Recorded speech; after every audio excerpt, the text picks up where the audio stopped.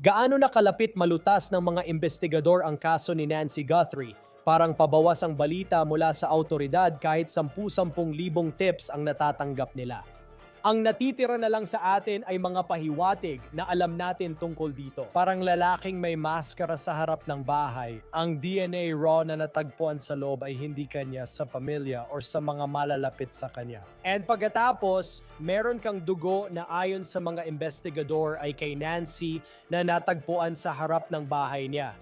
Ano ang posibleng natutuklasan natin tungkol sa dugong iyon na maaaring hindi mapansin ng karaniwang tao? Nasa On The Case tayo na inihahandog ng Law and Crime. Ako si Chris Stewart.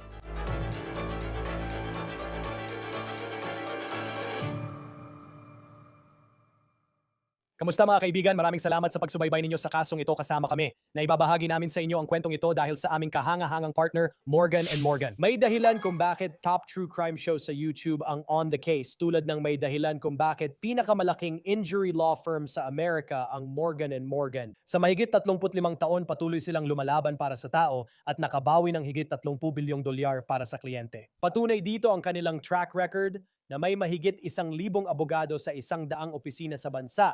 Ang pagkuha kay Morgan & Morgan ay parang may hukbong lalaban para sa iyo. Buong pusong ipinaglalaban ng kanilang team ang nararapat sa kliyente. Hindi lahat ng law firm ay ganito. Kung mali ang mapili mong law firm, baka talo ka na bago ka pa magsimula. Kung sakaling ikaw ay masaktan, maaari mong subukan si Morgan & Morgan at libre ang kanilang bayad maliban na lang kung ikaw ay manalo. Para sa detalye, bisitahin ang forthepeople.com/OTC, i-click ang link or i-scan ang QR code sa screen.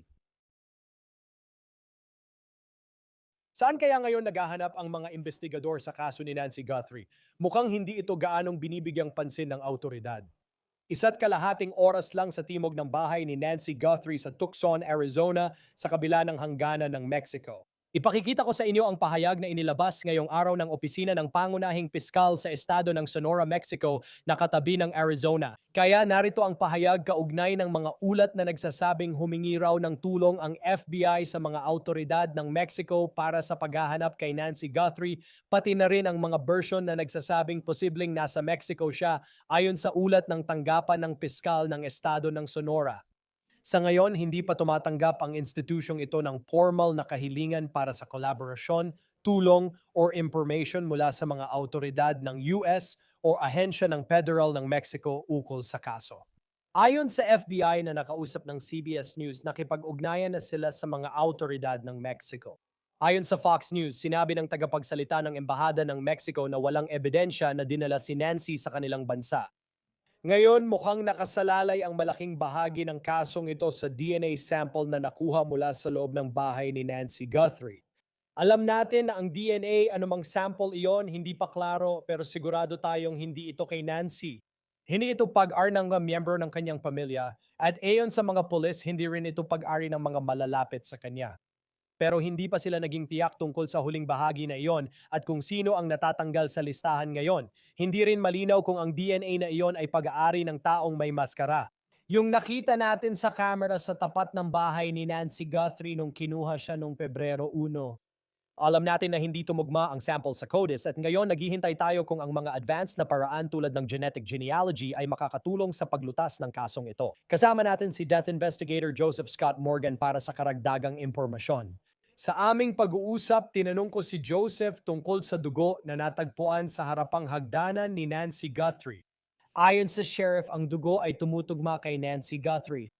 Tinanong ko si Joseph na matagal nang sa opisina ng coroner kung ano ang napapansin niya kapag nakita niya iyon, na baka hindi maintindihan ng mga tulad nating nasa labas. Narito ang video ng dugong iyon kuha ni Brian Enton ng News Nation noong simula ng investigation. Pagkatapos buksan ng opisina ng sheriff ang lugar sa bahay ni Nancy, tandaan, ito ay kinritiko dahil masyadong maagang inilabas ang eksena.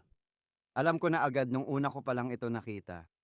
At saludo ako sa kaibigan kong si Brian Enton dahil sa tingin ko siya ang gumawa ng videography nito. Sa tingin ko. Kaya Oh.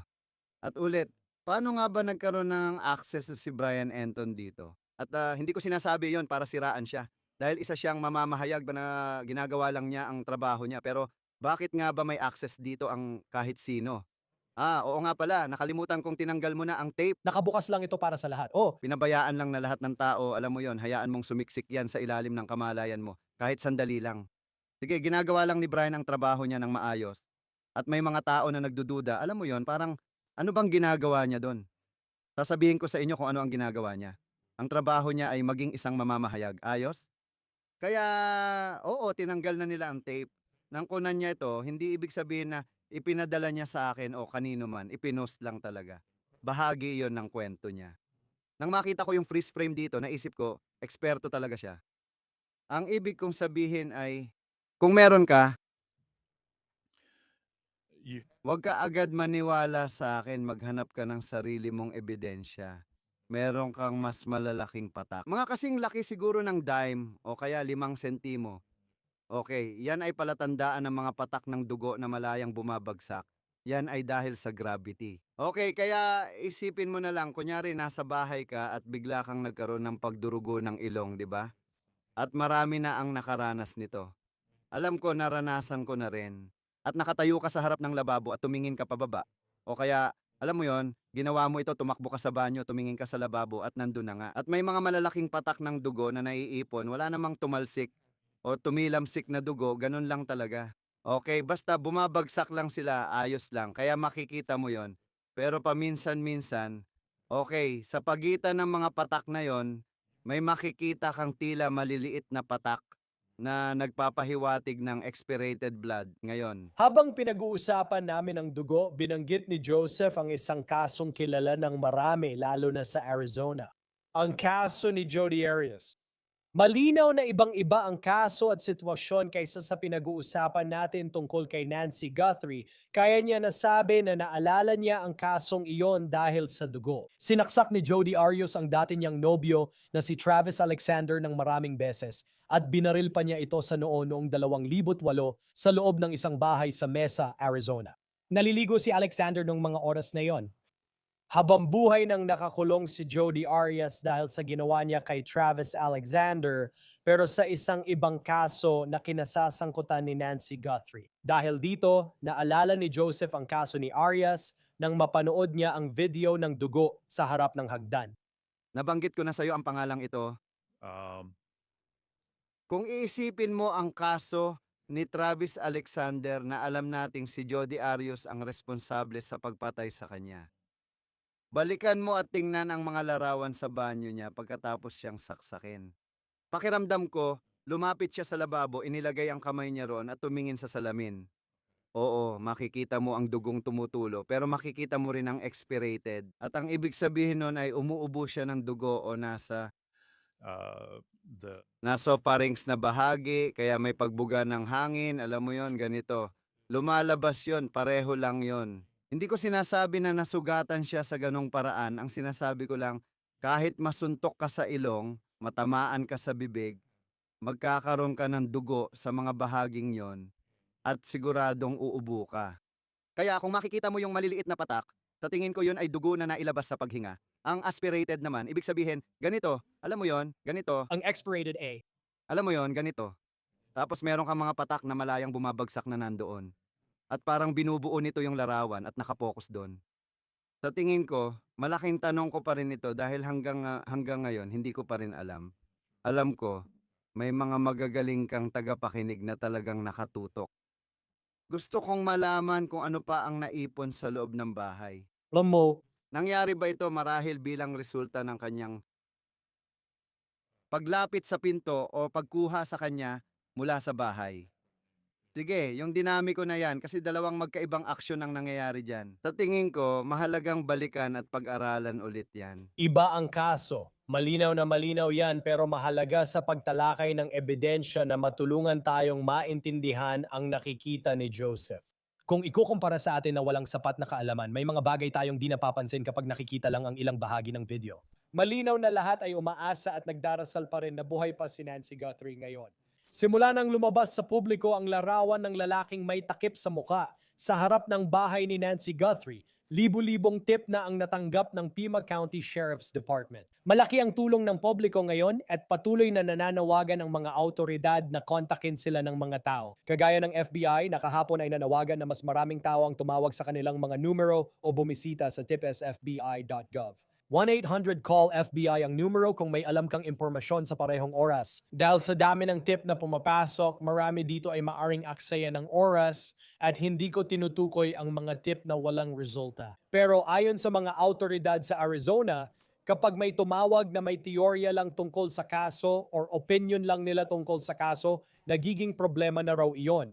Ngayon, ito ang sinabi ng 911 dispatch manager sa Pima County kay Call DTV. Nagpatuloy siya at sinabi, iniisip ng mga tao kung ang suspect ay kaliwete or kanan or kung lalaki ba o babae. Maraming tao ang tumatawag na may parehong mga iniisip o teorya, kaya kadalasan ang mga ganitong bagay ay hindi namin gustong marinig. Wakas ng CP pangalan ng 911 dispatch manager si Cecilia Ochoa ay humihiling sa publiko na tanungin muna ang kanilang sarili ng ilang katanungan bago sila tumawag sa telepono. At ang hinihiling nila ay kung talagang naniniwala ang mga tao na may information sila tungkol sa kung sino ang kumuha kay Nancy Guthrie or kung saan maaring naroon si Nancy Guthrie. Tumawag ka sa mga numerong inilabas para sa publiko ayon sa pinakabagong update ng Sheriff ng Pima County. Tuloy ang laboratoryong pagsusuri sa ebidensyang biolohikal. May nahanap na DNA sa bahay ni Nancy Guthrie. Para maging malinaw, hindi ito bagong or naiibang ebidensya mula sa nakuha na sa lugar. Wala pang karagdagang information na ilalabas ngayon.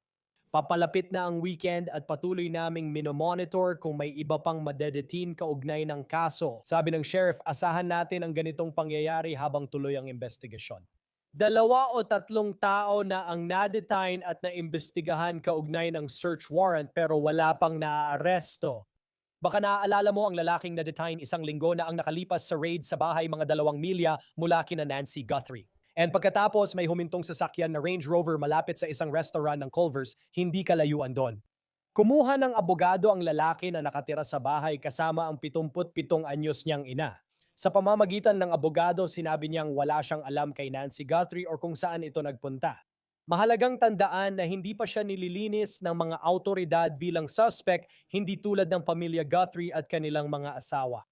Sinabi rin ng mga autoridad na pinoproseso pa rin nila ang mga ebidensya mula sa raid, pati na ang nakuha sa bahay at traffic stop ayon sa utos ng federal court.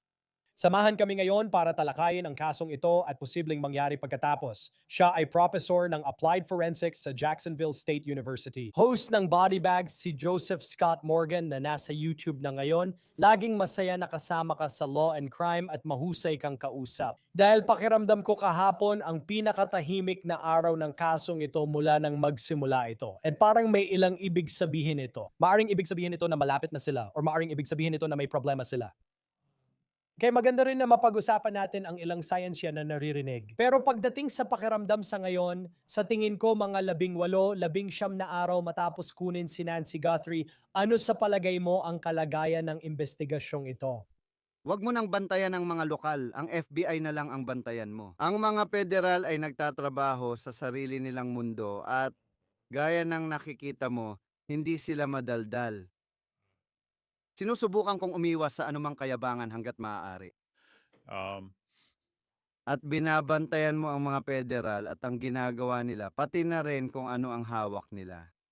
Dahil mas malawak ang mga resources nila kaysa sa kahit anong lokal na departamento ng sheriff at maaaring matagal tayong walang marinig na balita. At tama ka Chris tungkol sa pagiging tahimik nito dahil minsan kailangan mong bawasan ng ingay sa tingin ko.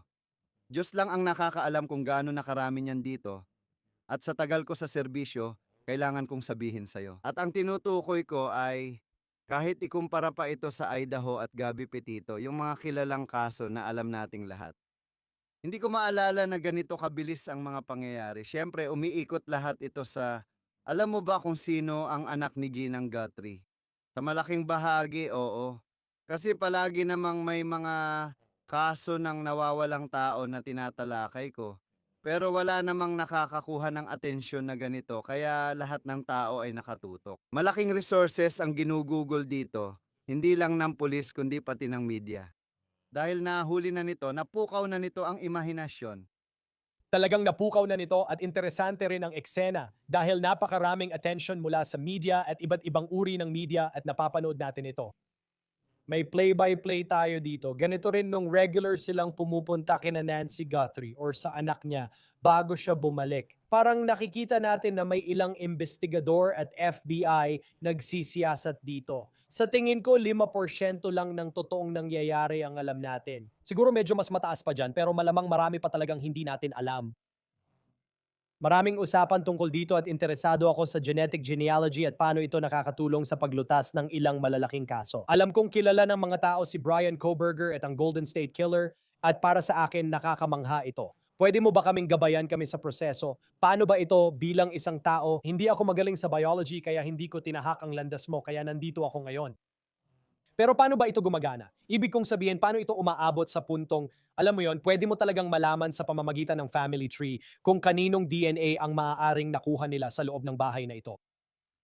Hindi ko alam mo yon, sa totoo lang, naaalala ko yung sarili ko nung bata pa akong investigador. Hindi ko nun alam kung gaano ito kalalim o kung saan tayo aabot, lalo na kung ikukumpara ang teknolohiya ngayon sa dati naming gamit. At tinitingnan ko ang mga kaibigan ko at itinuturing ko silang mga tunay na kaibigan, sina David Middleman at Christian Middleman sa Otrom Labs. At dahil nasaksihan ko mismo ang mga nagawa nila, kilala ko sila ng personal at kailangan talaga ng utak tulad ni David Middleman para magawa ito.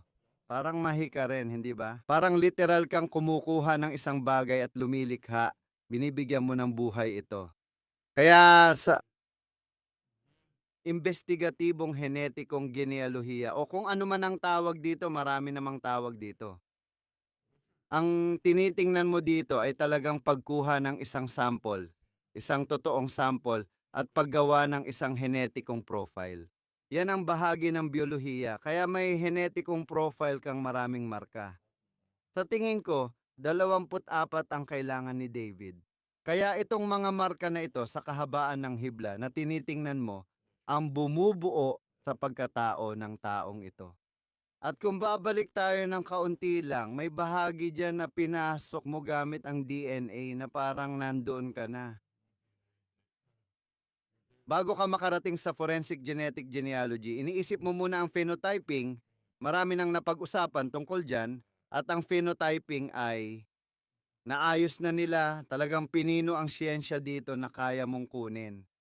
Pwede mong kunin ang profile na ito at bibigyan ka nito ng ideya tungkol sa kulay ng buhok, kulay ng mata, taas, timbang, lahat ng mga detalye na ito. Mga geomarker na may kaugnayan kung saan marahil nagmula ang taong ito.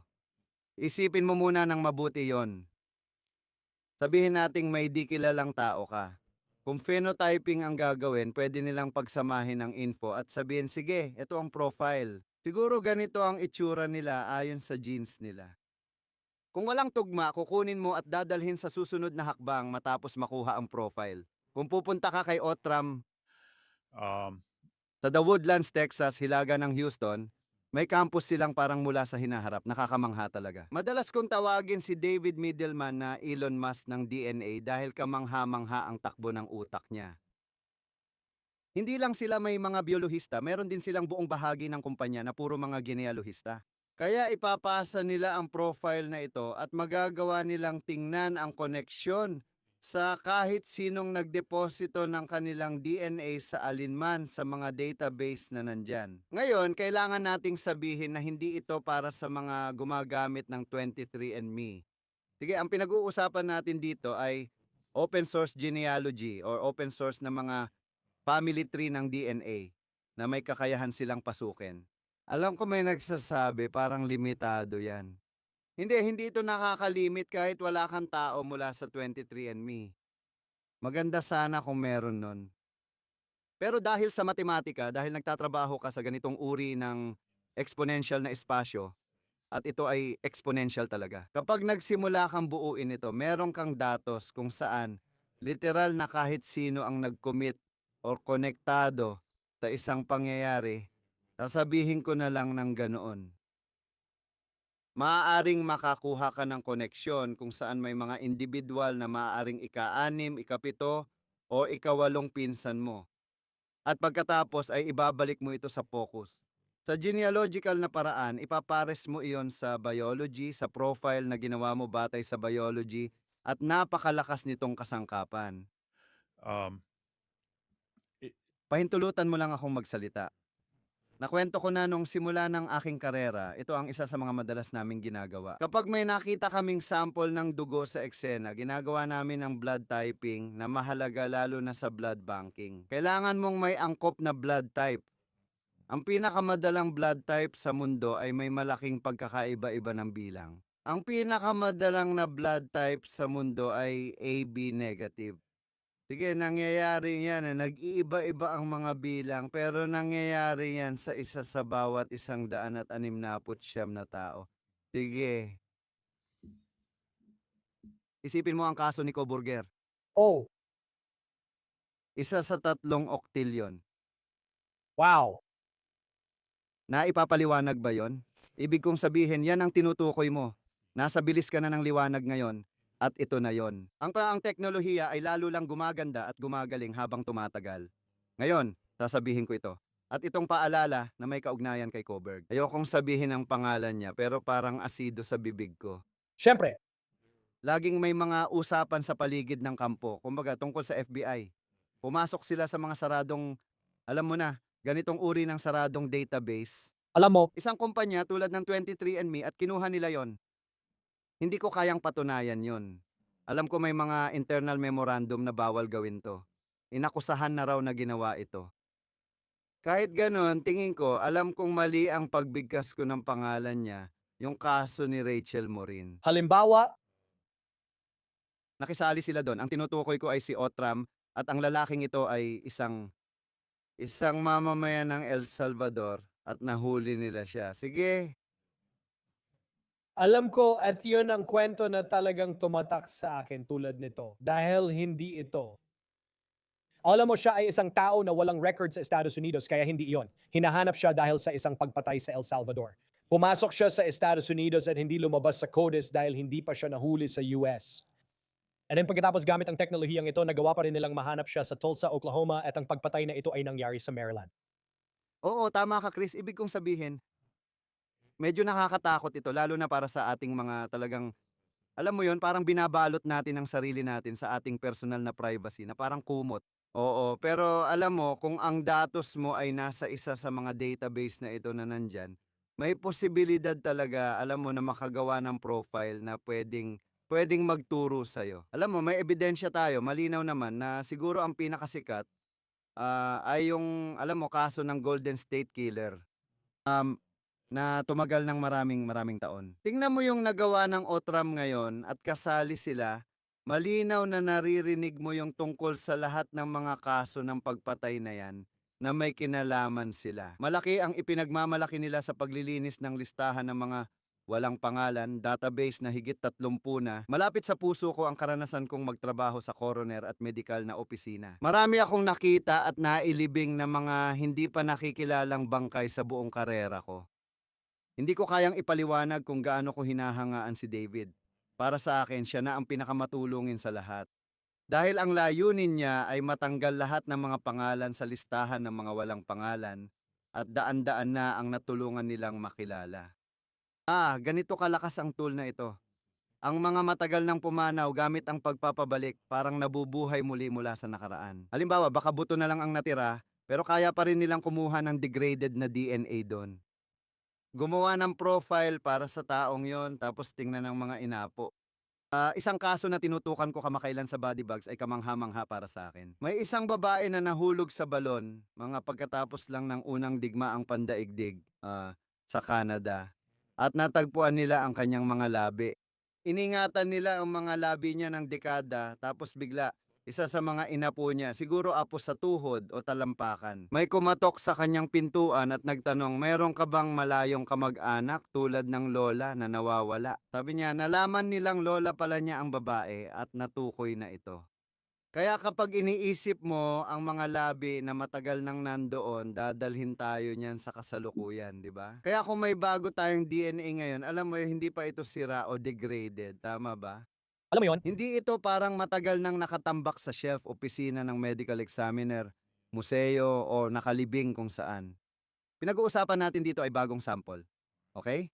Kaya kung pag-uusapan ang pagpapabilis, may kakayahan silang gawin yon. At pagdating sa kaso ni Gatray, kaya nga, alam mo, marami sa amin, alam mo na, ay matagal nang naiinis at nabibigo tungkol dito. Kapag sinusubukan mong makuha ang pagkakakilanlan ng hindi kilalang salarin at hindi ito ang una mong pagpipilian, hindi talaga ito ang una mong pagpipilian.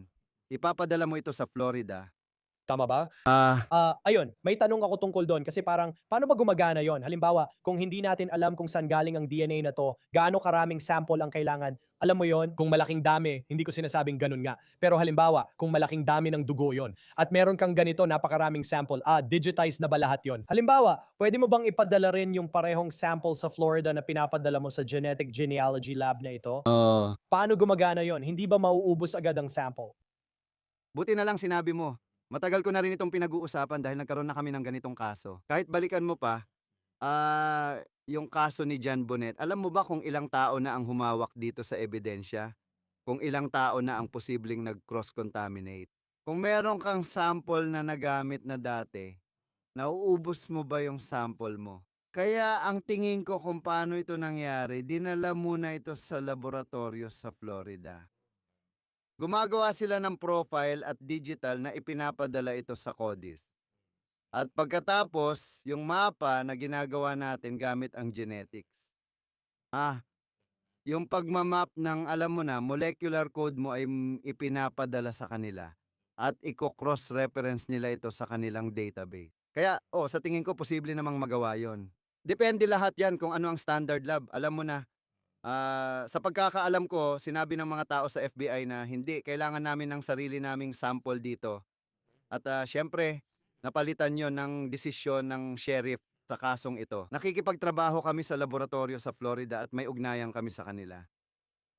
Hindi kami pupunta sa laboratorio ng FBI. Ang trahedya dito sa tingin ko ay malapit na katrabaho ni Otram ang FBI. Isa sila sa mga pangunahing nilalapitan. Dahil ang FBI ay walang parehong teknolohiya na meron si Othram pagdating sa investigative genetic genealogy. Kaya isa sa mga katuwang nila ay si Othram. Kaya para itong one-stop shop, alam mo yon. At kapag dumaan ka sa kanila at sinabi nilang, sige, natapos na natin yan. Ngayon, ito naman ang aasikasuhin natin. At isa pa, mahalaga rin ang pagpapanatili ng chain of custody. Alam mo yon, ilang kamay ba ang dinadaanan nito? Habang humahaba ang chain, mas tumataas ang panganib na magkaroon ng mga problema pagdating sa pananagutan. Pagdating sa mga ganitong kaso, narinig natin na minsan, alam mo yon, natukoy nila na ito ay malayong pinsan, pangatlo or pang-apat sa linya. And yung DNA, alam mo yon, yun yung lumabas na tao at pagkatapos natuntun nila yung totoong taong sangkot. Gaano ito kalakas sa korte? Gamitin natin halimbawa si Nancy Guthrie at hindi pa natin alam ang magiging resulta. Halimbawa, may nahanap silang tao tipong, uy, ikalimang pinsan niya na nakatira sa ibang lugar. Ano susunod? Parang, okay, meron na tayong taong ito. Kailangan mo ba ng sample mula mismo sa taong iyon? Or pwede ka bang mag-aresto agad, magsampa ng kaso, at pagkatapos ay kasuhan ng isang tao gamit lang ang DNA? Iyo ba ay mula sa isang malayong kamag-anak niya? Hindi yan matalino. Oo, alam mo, kasi meron tayong mga, alam mo, yung mga kinukuhang basura, yung mga tinatapon ng mga tao. Nakikita mo yan, at hindi naman pareho, pero nakikita mo pa rin. Tulad ng kaso ni Hoyerman na mukhang dadalhin na sa paglilitis ngayon. Grabe. Oh, Ito yung pizza box, di ba?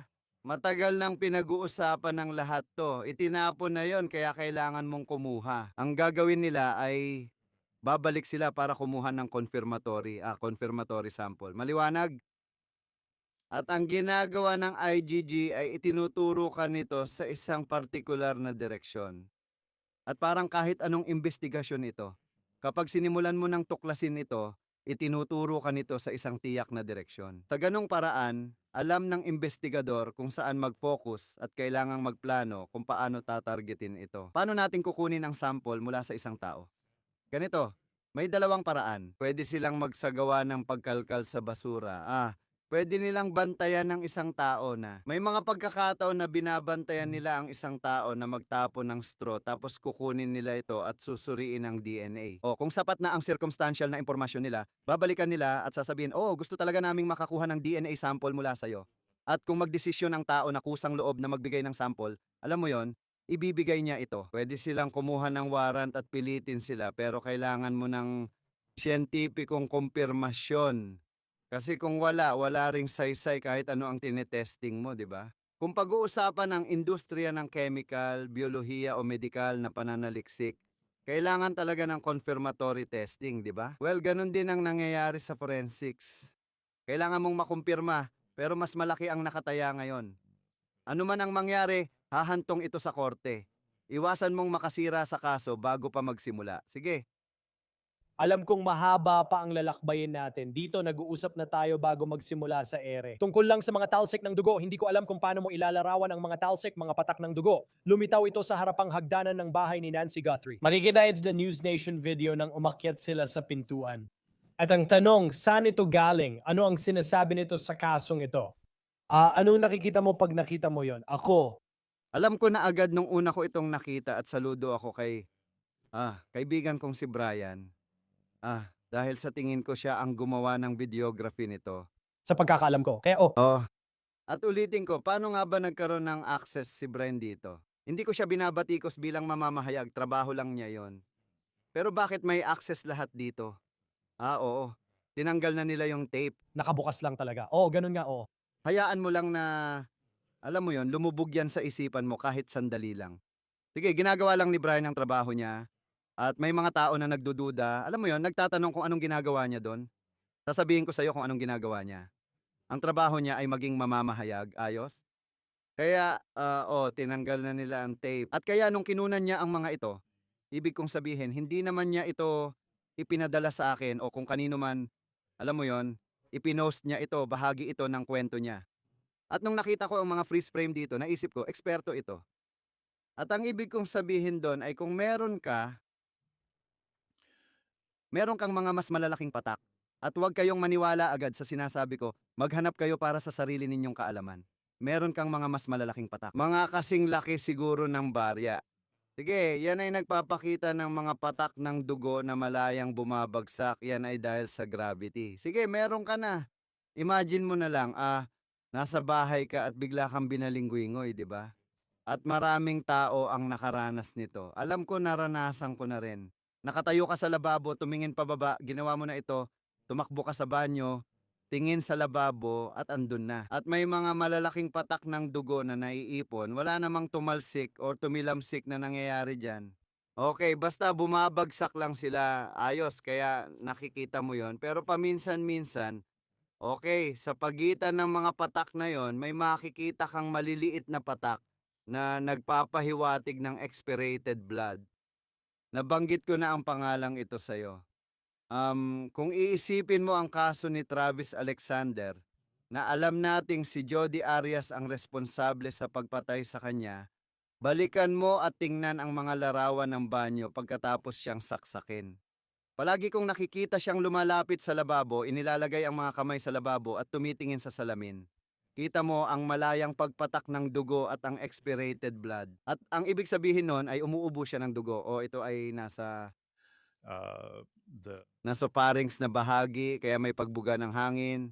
Alam mo yon, ganito, na lumalabas, pareho lang yon. Hindi ko sinasabing dun siya nasugatan, yun lang ang punto ko.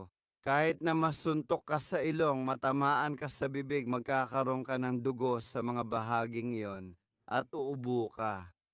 Kung makikita mo ang maliliit na patak, tingin ko iyon ay dugo na iniluwa. Ang aspirated ay nilalanghap natin, habang ang expirated naman ay iniluwa. Pagkatapos, may mga patak na malayang bumabagsak at parang binubuo ang larawan na nakapokus doon. Sa tingin ko, ang tanong ko ay, kasi hanggang ngayon, hindi ko pa rin alam. Siguro, alam mo, may mga magagaling tayong tagapakinig na nakatutok. Gusto kong malaman kung ano pang nadagdag o naiwan sa bahay. Alam mo, Maaaring nangyari ba ito dahil sa kanya? Paglapit niya sa pintuan o paglabas sa kanya sa bahay. Sige, yung dinamiko na yon kasi dalawang magkaibang aksyon ang nangyayari dyan. Sa tingin ko, magiging mahalaga talagang siya sa atin yon at sana ay naidokumento nila ng maayos noong panahon na yon. Pero ulitin ko, babalik ako sa natuklasan ni Brian at sa kakayahan niyang matuklasan yon. Kasi walang harang, walang tape, alam mo yon, basta lumapit lang siya sa bahay. 'Di ba? And alam ko na yan ang isa sa mga naging puna kung paano ito hinawakan nung una. And mapapaisip ka ngayon, 'di ba? Sa tingin ko, umaasa pa rin ang lahat sa masayang ending ng kwento at naniniwala pa rin. Marami pa tayong di alam sa kasong ito. Mapapaisip ka rin nasa ika-18 o ika-19 na araw na ba tayo. Alam mo yon, gaano kalaki ang epekto ng ganitong mga bagay sa tagal ng investigasyon depende sa paghawak nito nung umpisa. O ang kaso mo ay is madalas ay nabubuo o hindi sa simula pa lang.